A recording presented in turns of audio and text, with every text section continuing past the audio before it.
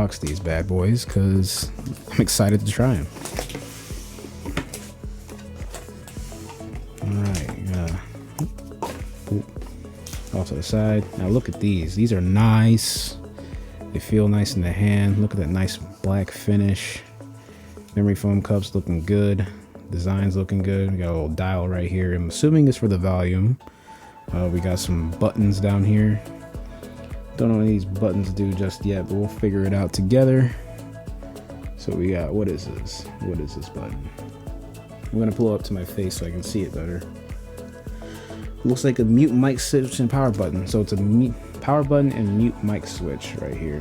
And then we have to charge it. We got the mic attachment, or one of these is the mic attachment. I think it's this one. This is the mic attachment. This is the auxiliary cord for wired gaming experience. I'm already getting cat hair on here. So that's the headphones. Can't wait to try them on, see how they look. We get a bag. We get the charging cable right here for wired gaming experience. And we have the mic and the USB sound card. And that is it. So now let's try these bad boys on. Hell yeah. I'm kind of getting excited, so I hope it's worth the hype.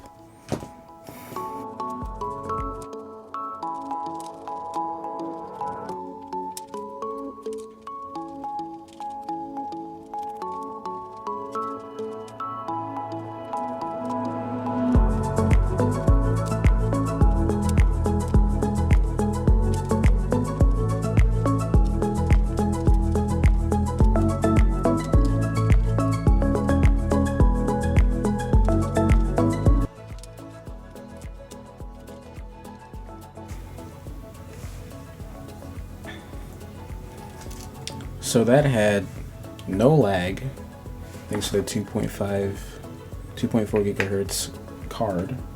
I think that's something to do with it, or the 2.4 gigahertz. The mic's way over there. I'm probably not that loud. Thanks to the 2.4 gigahertz Bluetooth connection for that lossless audio. So far so good when playing Dragon Ball Z Kakarot. And need I add that the spatial audio THX with Apex Legends, I didn't record that because I suck at that game. I want to save myself the embarrassment. It played pretty well. I could hear footsteps from left and right, and then directional forward if it was coming forward in my direction. So that was also very, very good. So the sound quality on here is really good. It's really crisp, very neutral sound, not too bass heavy. And I think you can adjust this in some kind of EQ, I think. I might be wrong, but the sound quality on here is very good. I did find that I have to crank the computer to 70% and the headphone just a little bit after a halfway point. And this thing has a knob to let you know when you're at the halfway point on the headphone volume knocker, which is pretty cool. And I haven't tested out the mic yet. I'll probably do that in the morning since it's getting pretty late for this video, and you're probably going to see me in a new shirt and some other clips coming after this because I need to go to bed.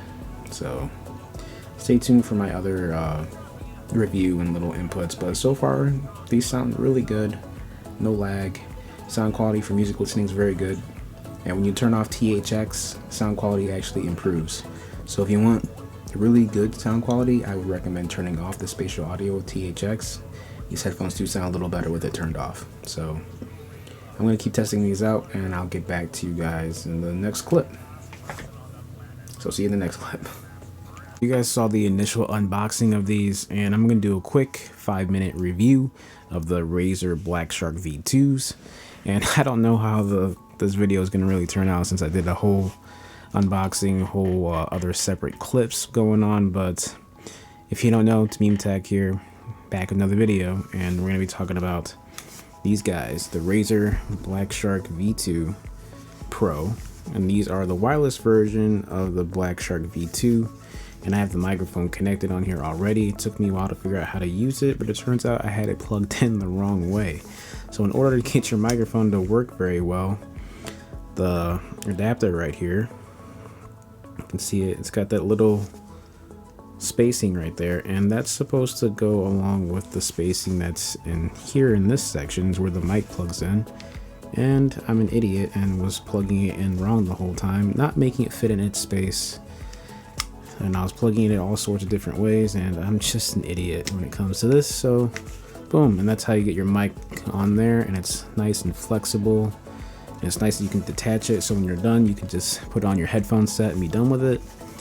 Overall, the material and design of these headphones, it's very nice, very comfortable memory foam right here with the flex knit, however it's described on the back of the box. As you saw from my unboxing, is that the shadow from my microphone on my forehead? Sure is. Wow, incredible. So what is this? It's got, yeah, Flyknit or whatever it's called. So these are very comfortable overall. To change the way these cups are on your ears, it's interesting. You have this guy right here, these metal frames, I guess, and it pulls up and down. So it just pulls up, that, and down, which is kind of weird. And you do have a little wire exposure right there, so I don't really know how I felt about that, but these give you pilot vibes. Like, these are like almost aviator headphones type of thing, which is nice because pilots do have cool looking headphones. So if you're in a flight simulator, these might be guys for you too, because you really get that aviation feel, especially with the little mic thing right there. But overall, pretty nice. The I/O, this microphone up here, man, shadow's irritating me. Hold up, we're gonna fix this right now. All right, mic is adjusted. But anyway, we got the buttons right here. We have the power button, mic mute switch, and then you have the auxiliary cord and the mic where it's plugged in right here. So if you want to use these wired, you can. These do work good with consoles from what I read. I haven't tested my PS4, but you can plug it in with using the auxiliary jack, 3.5mm jack. And I think I read online that you can use the wireless transmitter, the USB transmitter on the PS4, but not the Xbox. So from what I read online, I haven't tested this yet, but I will follow up or leave a comment in the top section and pin it that you can use the wireless USB card on the PS4, which I have, but I don't have an Xbox One, so I can't test that theory. But either way, you should be able to use it with consoles. You just won't be able to utilize the Razer Synapsys software, which is on here. So we have Razer Synapsys 3, and that pretty much is where you get to use the THX Spatial audio features. And with that, let's segue into the THX Spatial audio features. The THX Spatial audio features, honestly, it's okay.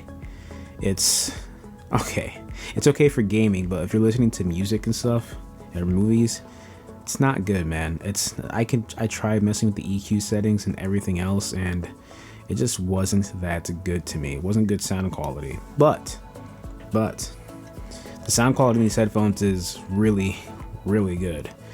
For $134 on sale, which is the price that I got these at. The sound quality is very good.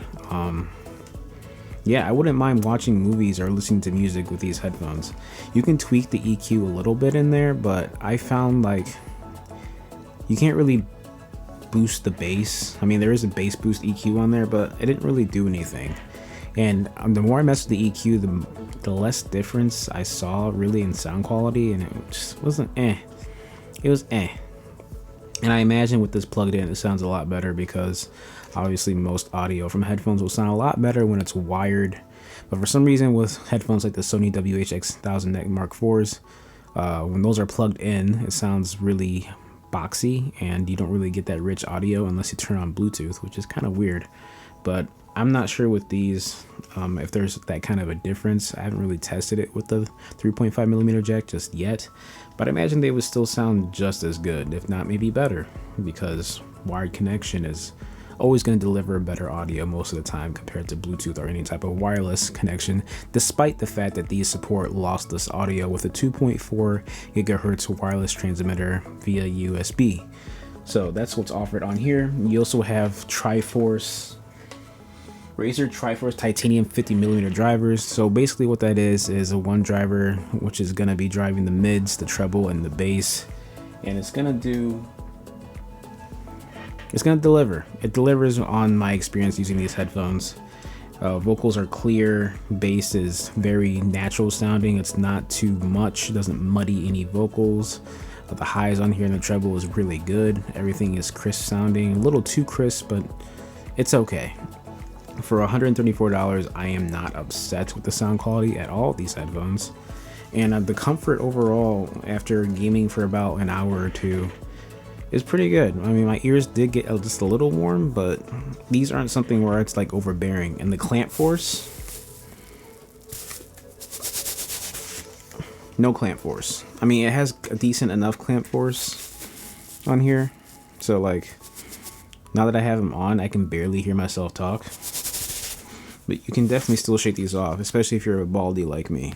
Not really all the way bald, but this is how it looks, you know, with the headset on, with the microphone on here. And then when you detach the mic, it's got, you know, a nicer, cleaner look going to it. Not too bad. So yeah, I mean, these headphones are really comfortable, and the gaming experience when I played Apex Legends and Call of Duty Blackout, you could hear footsteps coming from left and right behind you over the top with the THX on. And I even tried it with stereo mode, and you could still hear the footsteps left and right. I mean, it's not as immersive, I guess, but you can barely tell the difference between the two. But either way, sound quality is really good on here. You can hear footsteps nice and clear, gunshots from left and right nice and clear. It's a really good immersive experience. Now with the volume on these headphones is, they can get loud. They have the potential. It's one of those headphones where you have to utilize your desktop's volume and the knob on here, which is nice. The knob is right here on the left side, and you can feel it when it goes to the halfway point, which is nice. I appreciate the knob indicating when I'm at the halfway point with the volume levels on the headphones, when I'm trying to debate if I want to keep it at half volume, a little over half, or a little under half, you know. So the little feedback of when you're at the halfway point, the volume knob is very appreciated on these headphones. Other things that I like about these headphones, that pretty much covers the stuff that I like. Comfort, fit, clamping force isn't terrible. You have really great passive noise isolation on here. So these cups, even though the clamping force isn't very powerful, which is nice and good for comfort, you don't get ear fatigue from these headphones. And the passive noise isolation is really good because your ears are really immersed on here. And the cups on here, I don't know if you can see it, they're not that shallow. I mean, no, they are pretty shallow. They're not that deep is what I'm saying. So your ears will, you know, be really close to the drivers on these ear cups, which isn't terrible, again, because you get really good passive noise isolation. No active noise cancellation on here, just passive. And the seal on these ear cups is really good. The comfort is really good. I keep repeating that because it's my first set of gaming headphones. I was using the Skullcandy Crusher Evos for his gaming headphones before I sold those to pretty much buy these for a $28 difference. And it was, you know, it was pretty good. So, I mean, that's all I gotta say about these headphones. I've enjoyed using them. I will continue to enjoy using them, and I'm just glad that I have an official set of gaming headphones for the first time. I did have the Hypercloud Stingers. I had that for several years, but we're not going to talk about that because I guess, no, we can talk about it. We'll talk about the HyperX Stingers because those are very budget-friendly headphones that are actually not that bad for the price. So we'll talk about the HyperX Cloud Stinger if you guys are interested in that kind of thing. Otherwise, these headphones are pretty solid, and I'm going to continue using them for my Windows desktop for gaming, and my XM4s, you know, for everything else. So a headphone for everything, right? So if you like this video, hit the like button, hit that bell icon. Stay tuned for more videos from me. This was just a quick 10-minute, I guess, review instead of 5, because I kept gibbering and jabbering on about the same stuff. But I think I covered everything for you guys when it comes to sound quality, the EQ stuff, downloading Razer Synapses software, and to utilize these headphones to their fullest potential. We got the knobs covered, we got the I/O covered, and the mic. The stuff that comes in the box is the USB for charging, and the 3.5mm jack, and the travel bag that comes with this. So pretty much everything is covered that what you want to know. If you have any more questions about these headphones, leave a comment below, and I'll get back to you. All right, thanks for watching. Take care. Peace.